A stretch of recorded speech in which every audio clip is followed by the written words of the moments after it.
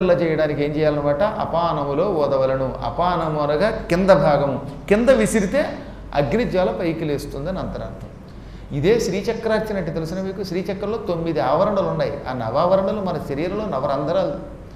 బిందుస్థానం శ్రీచక్రం యొక్క బిందువు అనమాట. ఈ సహస్రార కమలమే బిందుస్థానం అంటే.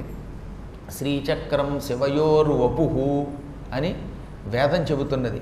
శ్రీచక్రం అనగా శివయోహ పార్వతీ పరమేశ్వరుల యొక్క వపుహు శరీరము. వపుహు అంటే శరీరం. పార్వతీ పరమేశ్వరులు తమ శరీరమును శ్రీచక్రంగా మార్చి లోకానికిచ్చి దీన్ని అర్చించండి. ఇందులో ఒక్కొక్కటి ఒక్కొక్క అవయవం. వీటిలో బిందు అంటే సహస్రార కమలం.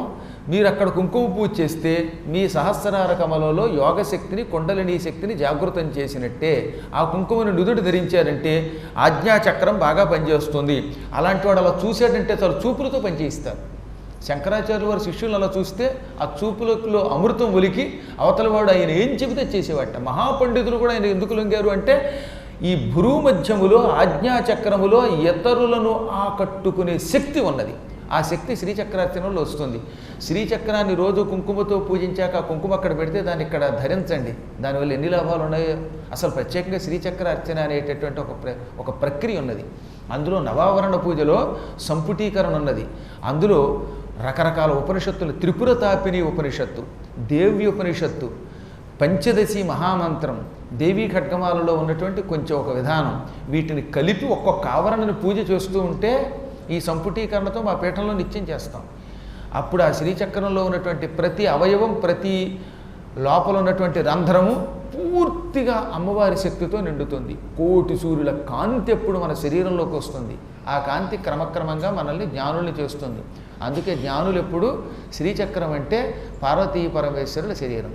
రెండోది శివయోహ్ అంటే లక్ష్మీనారాయణుల యొక్క శరీరం. అందుకే అందులో ఒక ఆవరణ పూజ చేస్తున్నప్పుడు, అందులో ముఖ్యంగా మణిపూరక చక్రానికి సంబంధించిన ఆవరణ పూజ చేస్తున్నప్పుడు అక్కడ విష్ణువుని ధ్యానం చేస్తాం.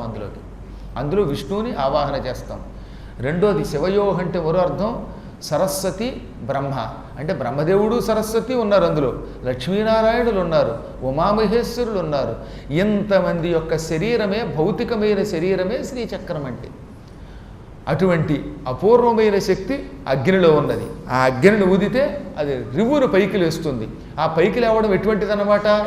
మూలాధార చక్రములో ఉన్నటువంటి ఒక కాంతి సహస్రార కమలమునకు రావడం. మనందరం కూర్చుని ఉన్నాం కదా, కూర్చునున్న ప్రాంతానికి మూలాధారము అని పేరు. మనం కూర్చున్న ఆసన స్థానం దగ్గర ఈ వెనుక భాగంలో మూలాధారం అని ఒక చక్రం ఉన్నది. ఈ చక్రానికి గమ్ అనేది బీజం, దానికి అధిష్టాన దేవత గణపతి. ఇక్కడ నుంచి మొదలుపెట్టి మన వెన్నుపోసలో 7 చుట్టలు లేక 3 చుట్టలు చుట్టుకుని ఒక పాము పడగ కిందకి పెట్టి తోక పైకి పెడితే తల్లకిందులుగా ఉంటే ఎలా ఉంటుందో అటువంటి పాము ఆకారంలో మన శరీరంలో కుండలిని అని ఒక శక్తి ఉన్నది. ఆ పాము యొక్క తోక ఇక్కడ బిందువు అంటే ఇది సహస్రార కమలం. అది పాము తోకలో ఉంటుంది.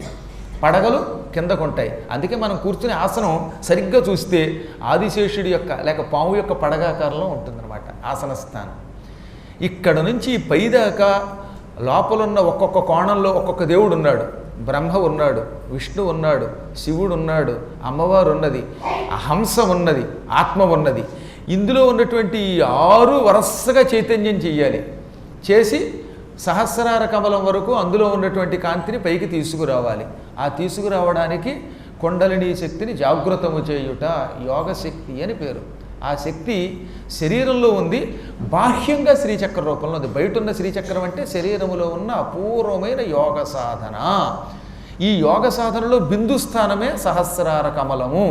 ఇది తెలియజేయడానికే మహానుభావులు ఏం చేశారంటే అగ్నిహోత్రాన్ని ఉపాసన చెయ్యండి అన్నారు. అగ్నిని కింద ఊదడం అంటే ఈ అగ్ని యొక్క తేజస్సుని కింద నుంచి పైకి సహస్రార కమలమునకు అలా పైకి తీసుకురావటం. మీరు ఎప్పుడైనా బాగా యోగాభ్యాసం చేస్తే మన శరీరంలో అని ఒక శబ్దం వినపడుతుంది. పోత్కారం, పాము యొక్క పోత్కారం వినపడుతుంది.